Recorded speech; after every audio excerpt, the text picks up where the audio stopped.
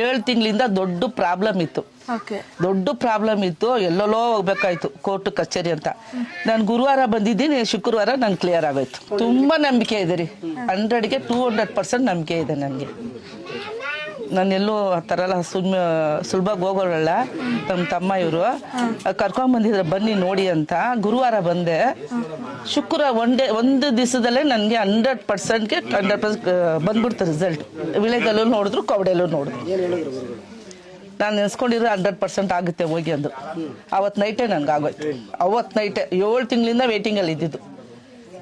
ಅವತ್ತು ನೈಟೇ ಆಗೋಯ್ತು ಕೆಲಸ ನಂದು. ನನಗೆ ಅದೇ ದೊಡ್ಡ ಆಶ್ಚರ್ಯ ಆಯ್ತು. ಇವಾಗ ಬರ್ತೀವಿ ಬನ್ನಿ ಅಂತ ನಾವು ಮತ್ತೆ ಬಂದಿದ್ದೀವಿ. ನಮ್ಮಿಂದ ತುಂಬ ಜನ ಬರ್ತಾರೆ. ಒಳ್ಳೇದು ನಡೀತಾ ಇದೆಯಲ್ಲ, ನಾವು ಸುಳ್ಳು ಹೇಳ್ತಾ ಇಲ್ಲ, ಮ್ಯಾಜಿಕ್ ತೋರಿಸ್ತಾ ಇಲ್ಲ. ಕರ್ಕೊಂಬಂದು ದೇವ್ರ ಹತ್ರ ಬಿಡ್ತೀವಿ. ನನಗೆ ಆಗಿದೆ ಅಂದರೆ ನಾವು ಸುತ್ತಾರ ಯಾವುದೂ ನಂಬೋಳಲ್ಲ. ನನಗೆ ಒಳ್ಳೇದಾಗಿದೆ, ಅವ್ರಿಗೆ ಒಳ್ಳೇದಾಗಿದೆ. ಬನ್ನಿ, ನಾನು ತುಂಬ